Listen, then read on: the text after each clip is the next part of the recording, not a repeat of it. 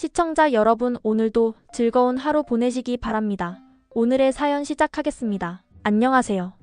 저는 결혼한 지 이제 막 반년을 갓 넘긴 아직은 모든 것이 낯설고 서툰 새댁입니다.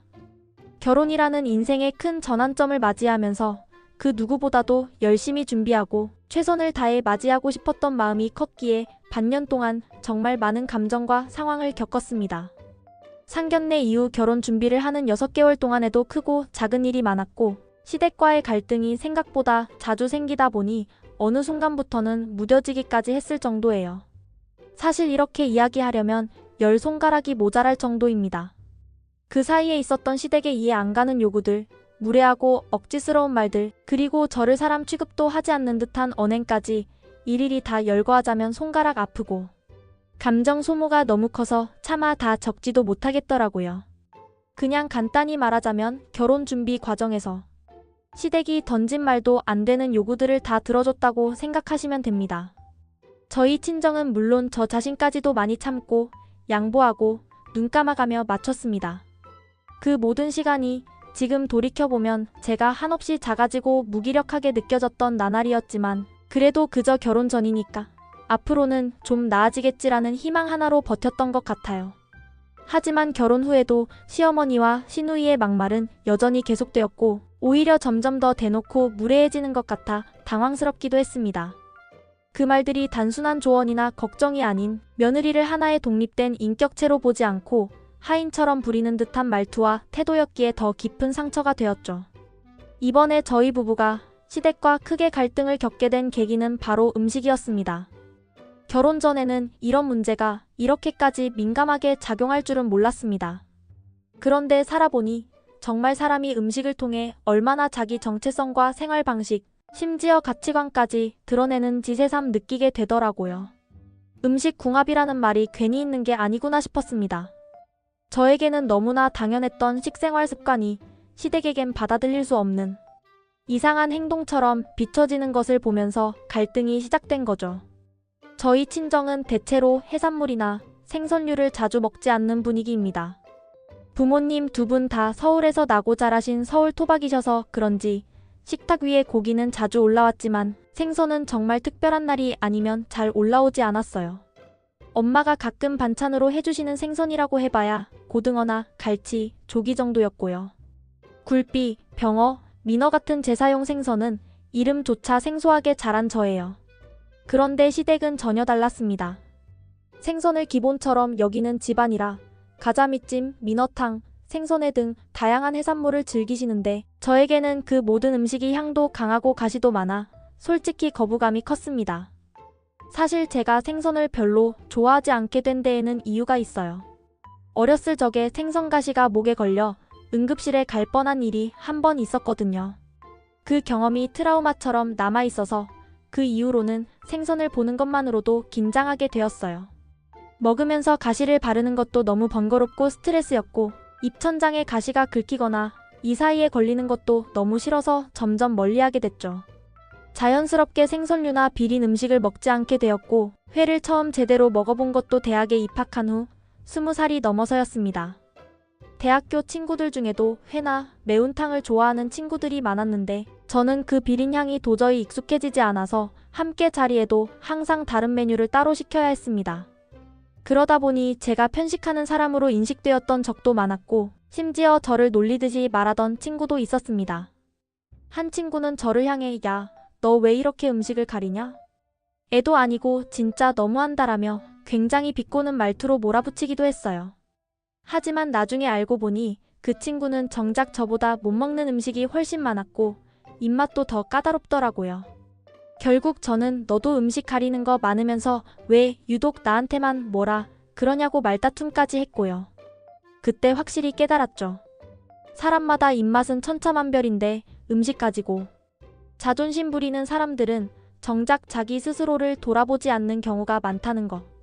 음식 편식이라는 문제도 단순히 입맛의 차이인데 그것을 가지고 상대방을 무시하거나 지적하는 것은 정말 부질없고 유치한 행동이라는 것을요.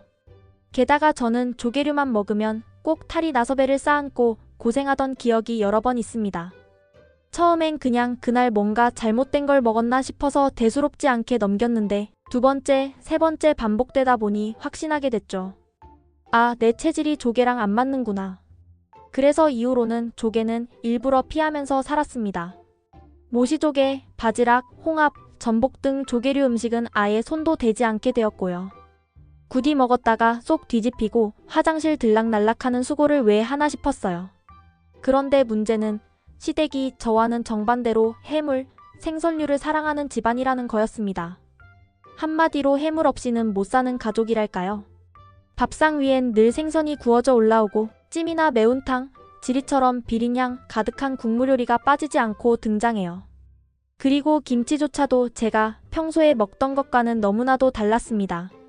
저는 깔끔하고 시원한 겉절이 스타일을 좋아하는데 시댁 김치는 온갖 젓갈이 들어가고 입안에서 뭔가 물컹하게 씹혀서 보면 그게 두툼한 오징어 다리더라고요. 한 번은 정말 몰라서 깜짝 놀랐어요. 이게 뭐야? 하고 뒤적이다 오징어 다리를 보고는 먹다 말고 젓가락을 내려놨죠. 뿐만 아니라 나물조차 해물을 넣어 무친다니 저로서는 정말 신세계였어요. 미역줄기나 고사리 같은 나물에도 멸치, 새우젓, 오징어채 같은 것이 들어가 있어서 익숙하지 않은 저로서는 입맛이 도무지 살아나질 않았습니다. 그저 김이랑 밥만 먹다 식사를 끝내는 일이 부지기수였고 그럴 때마다 시댁 식구들은 묘하게 서운하거나 불쾌한 시선을 보냈습니다. 특히 시어머니는 제가 식사를 깨작거리거나 반찬을 거의 손도 안 대는 걸 보시고는 꼭 한마디 하셨어요. 이제 너 우리 집 식구잖니. 얼른 이런 음식들에 익숙해져야지. 라고요. 처음엔 그 말이 이해도 되고 고마운 말처럼 들리기도 했지만 점점 그 말에 강요가 실려 있다는 것을 느끼게 되었습니다. 그저 권하는 것이 아니라 먹기 싫은 음식도 억지로 먹으라는 무언의 압박이었죠. 한 번은 정말 먹기 힘들어서 손을 놓고 있었더니 시어머니가 그렇게 편식해서는 안 되지. 나중에 애 태어나면 뭘 먹여서 키우려고? 하시더라고요. 마치 엄마가 되기엔 부족한 사람처럼 몰아붙이는 말투였고 속에서 뭔가 뜨거운 게 올라오는데 참느라 정말 힘들었습니다. 김치 문제도 마찬가지였습니다. 시댁에서 해마다 김장을 하시면 항상 대야에 한가득 김치를 싸주셨고 그때마다 시어머니는 뿌듯한 얼굴로 이거 잘 먹고 또 연락해라고 하셨지만 사실 그 김치는 대부분 남편 먹으라고 주는 것이었고 저는 한두 번 먹어보다가 결국 친정김치를 따로 꺼내 먹었습니다. 그런데 남편조차도 시가 김치는 비려서 못 먹겠다고 친정김치를 먹더라고요. 어느 날 시어머니가 그 김치가 그대로 남아있는 걸 보고 밥을 해먹기는 해? 김치가 그대로네. 라며 저를 은근히 타박하시는데 정말 기가 막히고 억울했습니다. 이런 상황이 반복되다 보니 어느 날은 용기 내어 조심스럽게 말씀드렸어요. 어머님, 제가 아직 익숙하지 않아서요. 생선이나 젓갈 쪽은 체질적으로 좀 힘든 것 같아요. 그랬더니 시어머니의 얼굴이 굳어지시더니 단호하게 말씀하시는 거예요. 그렇게 음식 가리는 건 가정교육이 잘못된 거야.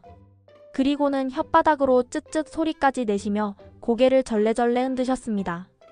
그 말은 정말 너무 모욕적으로 느껴졌습니다. 제가 부족하거나 예의를 안 지킨 것도 아니고 단지 입맛과 체질이 달라서 못 먹는 것뿐인데 거기에 가정교육까지 운운하며 부모님까지 깎아내리는 듯한 말을 하시는 걸 듣고 너무나 화가 났어요. 하지만 저는 그 자리에서 화를 내거나 티를 낼 수 없었어요. 분위기 깨기 싫어서 신랑 눈치 보느라 그저에서 웃으며 아무 일도 아닌 척 넘어갔습니다. 하지만 속은 이미 뒤집혀 있었죠. 왜 이런 걸 참아야 하나? 저도 한 가정의 딸이고 지금은 한 남자의 아내로 독립된 어른으로서의 권리와 존중을 받아야 할 사람인데 단지 시댁 문화에 익숙하지 않다는 이유로 이렇게까지 무시당해야 하는 걸까요? 며칠 전엔 시댁에서 매운탕을 싸주겠다고 하셨습니다. 니네 가서 끓여 먹어 맛있게 해놨어. 하시면서 주방에서 큰 통에 따로 포장까지 해주시더라고요. 저는 바로 고개를 저었어요. 어머님, 저 매운탕 냄새 못 맡아요. 집에 비린내 나면 두통 와서 힘들어요. 정중히 거절했죠. 그러자 남편이 거들었습니다. 어머니, 아내가 안 먹는데 굳이 싸주지 마세요. 여기서 드세요. 그런데 시어머니는 오히려 남편에게 그럼 너라도 먹어라 하시며 굳이 싸주시겠다고 냉장고에서 비닐과 아이스팩까지 꺼내오시더군요. 다시 한번 정중히 사양드리자 시어머니는 표정이 순식간에 딱딱하게 굳으셨어요. 눈빛이 싸늘해지고 입가엔 억지로 참는 듯한 씁쓸한 인상이 잡혔습니다. 그리고는 누가 너 혼자 먹으라고 한 것도 아니고 매운탕 하나 싸주는 것도 그렇게 부담스러워서야 하시며 저를 은근히 꾸짖는 듯한 말투로 한마디 하셨어요. 결국 저는 또 어쩔 수 없이 얻어맞은 기분으로 매운탕통을 받아들고 집으로 돌아왔습니다. 가는 내내 봉투에서 새어나오는 비린내 때문에 속이 울렁거렸고 집에 도착해 바로 현관 앞에 내려놓고 싶을 정도로 불쾌했어요. 사실 저는 생선을 전혀 못 먹는 것도 아니고 시댁에서 상다리 휘어지게 차려주신 자리에서 최소한의 예의는 갖춰 드시려고 노력하는 편입니다. 손이 먼저 가지는 않아도 젓가락을 들고 조심스럽게 뼈를 바르고 가능한 한 입에 넣으려 애쓰죠. 하지만 그렇게 복스럽게 먹지 않는 제 모습이 시어머니, 시아버지 눈에는 마음에 안 드셨던 모양이에요. 그렇지만 집에서는요, 저도 신랑을 위해 생선을 자주 구워줍니다. 신랑은 조기 한 마리를 다 발라먹고 등뼈랑 눈알 2개만 남기는 생선 매니아거든요. 신랑이 낚시를 다녀와 생선을 잔뜩 가져오면 비린내 참고 제가 직접 손질해서 구워내는 수고도 마다하지 않습니다. 먹진 않아도 해주려고는 해요. 그런데 그런 노력을 시부모님은 전혀 알아주시지 않아요. 딱시가 식탁에서 복스럽게 먹지 않는 제 모습만 보시고는 못 먹는다, 까탈스럽다 단정 지어버리시니까요. 그 중에서도 특히 시아버지의 말씀이 저를 가장 힘들게 했습니다. 시아버지는 홍어를 극도로 좋아하시는 분이세요. 예전엔 두엄 속에서 삭힌 걸 먹었지. 그게 진짜 맛이지. 이런 말씀을 하시며 홍어를 정말로 예찬하십니다. 저에게도 꼭 이건 먹어봐야 돼. 한 번 먹고 나면 그 맛 잊을 수 없어. 하시며 권하시는데 한 번은 정말 어쩔 수 없이 한 점. 입에 넣었다가 순간 콱 밀려오는 삭힌 비린내와 강한 암모니아 향에 헛구역질이 나서 화장실로 달려가 뱉어냈습니다. 문 잠그고 변기에 엎드려 헛구역질을 하던 그 순간 눈물이 핑 돌았어요. 그렇게 속이 울렁거려서 한참을 화장실에 있다가 나왔는데 시아버지는 저를 한심하다는 눈빛으로 보시며 못 먹는 게 너무 많아. 참 요즘 애들은 하시는 거예요. 완전히 무시당한 느낌, 그리고 진심 어린 이해나 배려 없이 사람을 깎아내리는 태도가 너무 괴로웠습니다. 그 순간 제 남편이 드물게 저를 감싸며 나섰습니다. 아버지 강요하시는 거 아닙니다. 사람마다 입맛이 다르잖아요. 저희는 어릴 때부터 먹고 자란 게 달라요. 억지로 먹게 한다고 되는 게 아니에요. 남편의 이 말에 잠시 정적이 흘렀고 저는 그 틈을 타 조심스럽게 시부모님께 한마디 드렸습니다. 어머님, 아버님, 저는요 고기랑 마늘을 쌈 싸서 먹는 걸 정말 좋아해요. 만약 제가 시댁에 와서 매번 고기 먹자 하면서 억지로 고기 드시라고 강요하면 기분 좋으시겠어요? 그렇게 말씀드렸더니 시부모님은 곧바로 고기는 몸에 해로운 음식이지. 우리는 해산물을 먹어야 오래 살아. 라고 반박하셨어요. 저도 물러서지 않았습니다. 그렇게 따지면 바닷물 오염 심해서 해산물도 위험하잖아요. 미세 플라스틱, 중금속 다 쌓인 거예요. 사실 따지고 보면 이 세상에 안전한 음식이 뭐가 있겠어요? 그냥 각자 체질에 맞는 걸 먹는 게 맞지 않을까요? 제가 이렇게 말한 건 비단 음식 문제 하나 때문이 아니었어요. 이건 단순히 생선 하나, 홍어 한 점 문제가 아니라 어른이니까 무조건 내가 따라야 한다는 억압적인 태도, 우리가 맞고 너희는 틀렸다는 권위주의적인 고정관념에 대한 제 작은 저항이기도 했습니다. 그날 이후로 남편은 시댁 음식에 대해 저를 더 이해하게 되었고 저 역시 더 이상 억지로 참기만 하지는 않기로 결심했어요. 입맛 하나 때문에 며느리의 인격까지 판단받아야 한다면 그것은 절대 공정하지 않으니까요. 시어머니는 제가 음식 이야기로 반박하자 갑자기 요즘 젊은 것들은 어른들이 건강 생각해서 하는 말도 못 알아듣고 말꼬리 잡고 따지기나 한다며 화를 내셨습니다. 그러면서 이게 다 가정교육이 덜 돼서 그런 거지라는 말씀까지 하셨는데 그 말에 제 속이 확 뒤집혔습니다. 도대체 어디까지 참고 들어야 하나 싶더라고요. 제가 무슨 시댁에서 기계적으로 명령만 따르는 조종 인형이라도 된 줄 아는 건지 아니면 말도 못하는 반려동물 취급을 하는 건지 순간 머리가 하얘지면서 참았던 화가 올라왔습니다. 그래서 저도 결국 속마음을 입 밖으로 꺼내고 말았습니다. 그렇게 건강한 음식 드시고 잘하신 신랑이 왜 키가 저랑 똑같으신지 정말 궁금하네요. 어머니. 정중한 척했지만 제 어투에 가시가 잔뜩 박혀 있었죠. 순간 주방이 쥐죽은 듯 조용해졌고 신랑이 턱 웃음을 터뜨리더니 웃으면서 그건 맞는 말이네 하더라고요. 그러더니 제게 나보다 당신이 감기 한 번도 안 걸릴 정도로 건강하니까 이젠 나도 당신이 먹는 음식으로 식단 바꿔야겠다라고 장난스럽게 말했어요. 정적을 깨는 남편의 유쾌한 반응 덕분인지 어색했던 분위기가 잠시 풀렸고 저는 그 기세를 몰아 좀 더 따끔하게 현실을 말씀드리기로 했습니다. 저희 부모님은 생선이나 해산물은 자주 안 드셔도 혈압약 한 번 안 드시고 건강하게 사세요. 근데 어머님은 당뇨 있으시고 아버님도 고혈압약 드시잖아요. 이게 다 음식 때문 아닌가요? 라고 차분히 그러나 분명하게 말씀드렸어요. 그러자 어머님은 입술을 꾹 다무신 채 아무 말씀 없으셨고 시아버지는 젓가락질을 멈춘 채 뭔가 꿀꺽 삼키시는 표정을 지으셨습니다. 저는 여기서 멈추지 않았습니다. 어머님, 젓갈 같은 짠 음식 너무 좋아하시잖아요. 근데 그거 몸에 좋지 않아요. 생선, 해산물만 드시지 마시고 이제는 고기도 드셔야 해요. 야채도 생으로 드시고 반찬도 싱겁게 드셔야 진짜 건강해지세요. 그 말은 한편으로는 걱정이 담긴 진심이었고 다른 한편으로는 지금까지 받은 상처에 대한 사이다 반격이기도 했습니다. 제가 결혼하고 나서 줄곧 지켜보며 시부모님의 짠 음식, 편식과 해산물 일변도 식단이 늘 걱정스러웠던 건 사실이었거든요. 그러면서 마지막엔 조금 부드럽게 마무리를 지었습니다. 다음에 시간 되면 제가 갈비찜 해올게요. 어머님, 살살 익혀서 드시기 좋게 해드릴게요. 어머님은 아무 대꾸도 하지 않으시고 숟가락만 조용히 들어 식사에 집중하셨고 시아버지도 별말 없이 천천히 국물을 드시기만 하셨어요. 그날 저녁 어색한 침묵 속에서 식사는 마무리되었지만 저는 집으로 돌아오는 길에 속이 한결 시원했습니다. 집에 돌아오는 차 안에서 저는 창밖으로 스쳐 지나가는 풍경을 멍하니 바라보고 있었습니다. 한참 동안 말없이 달리던 중 조용하던 신랑이 불쑥말을 꺼냈습니다. 근데 당신 갈비찜 할 줄 알아? 처음엔 그 질문이 너무 뻔하고 엉뚱하게 느껴져서 순간 피식 웃음이 나왔습니다. 당연히 못하지 하고 장난스럽게 대답했더니 신랑은 고개를 젖히며 배시시 웃더라고요. 어깨가 들썩일 정도로 웃는 모습은 정말 오랜만이었어요. 저도 그 모습을 보며 마음이 조금은 가벼워졌습니다. 그런데 웃음이 조금 잦아들 무렵 신랑이 갑자기 진지한 표정으로 제 쪽을 바라보며 조심스럽게 말했습니다. 그동안 당신 진짜 많이 힘들었겠다. 나서서 엄마 아빠한테 뭐라고 한 번이라도 말했어야 했는데 미안해. 그 말에 저는 잠시 말문이 막혔습니다. 뭉클함이 올라오면서 가슴이 먹먹해졌어요. 신랑이 이런 말을 해줄 날이 올까 싶었는데 그게 이렇게 아무렇지도 않은 순간에 다가오다니 그 짧은 한마디가 제겐 큰 위로가 되었습니다. 사실 저는 신랑이 누군가 앞에 서서 저를 대놓고 감싸주지 않아도 괜찮았어요.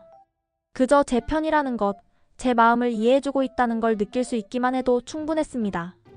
그런데 지금껏 시부모님이 저에게 음식이나 생활 방식에 대해 뭐라 하실 때마다 신랑은 그 상황을 애써 피하거나 적당히 웃으며 넘어가려는 태도를 보였거든요. 저는 그런 태도에 섭섭함이 쌓이기도 했어요. 그런데 이번에는 확실히 달랐습니다. 그날의 짧은 대화 속에서 신랑이 드디어 어떤 각성을 했다는 느낌이 들었어요. 그리고 그 변화가 너무 고맙고 든든했습니다. 사람마다 좋아하는 음식, 익숙한 입맛은 너무나도 개인적인 영역이잖아요. 가족이 됐다고 해서 반드시 그 기준을 맞춰야만 하는 건 아니라고 생각해요. 진정한 가족이라면 서로 다른 입맛과 취향을 이해하고 존중해주는 게 진짜 사랑이고 배려라고 믿어요. 하지만 그동안 시부모님은 늘 우리는 이렇게 먹고 자랐다는 말씀을 하시며 저에게도 똑같은 방식으로 살아가길 바라는 눈치였어요. 이 집안 식구가 됐으면 이 음식에 익숙해져야지라는 말은 듣는 사람 입장에서는 은근한 강요처럼 느껴지기도 했죠. 그럴 때마다 저는 속으로 얼마나 답답했는지 몰라요. 제 정체성은 무시당하고 시댁 기준에 끼워 맞춰지길 요구받는 것 같아서 억지로 웃으며 따라가는 시간이 점점 더 고통스러웠습니다. 하지만 다행히도 그날 이후로는 시부모님도 어느 정도 눈치를 채셨는지 예전처럼 대놓고 무언가를 강요하는 일은 거의 없어졌습니다. 아마도 신랑이 저와 나눈 대화를 곱씹으며 부모님께 조심스럽게 말을 건넨 게 아닐까 싶기도 해요. 아직 완전히 달라진 건 아니지만 그 변화의 시작이 보여서 마음 한켠이 따뜻해졌습니다. 그리고 저는 지금 아주 작은 이해와 존중이 쌓여 결국 큰 사랑이 되는 순간을 기다리고 있습니다. 물론 여전히 가끔은 시어머님께서 식사 중에 요건 입에 좀 넣어봐 하시며 권하실 때가 있어요. 마치 아무 일도 없었다는 듯이 여전한 그 표정으로 말이죠. 처음엔 그 말이 들릴 때마다 마음 한구석이 얼어붙는 것 같았고 억지로라도 한 입 물어야 할 것 같은 압박감에 답답해지곤 했습니다. 하지만 이제는 저에게도 무기가 생겼거든요. 시어머님의 그 한마디에 맞설 수 있는 제가 고안한 비장의 한마디요. 바로 이렇게 말해요. 어머님 당뇨 있으시잖아요. 아버님도 혈압약 드시는데 그런 음식 자제하셔야 해요. 겉으론 다정한 말투지만 그 안에는 은근한 단호함이 스며 있죠. 그러면 시어머님은 어김없이 어우 그 말도 맞네 하시며 당황한 듯 웃고는 얼른 다른 이야기로 화제를 돌리세요. 그 반응이 너무나 뻔해서 이제는 웃음까지 나올 지경이에요.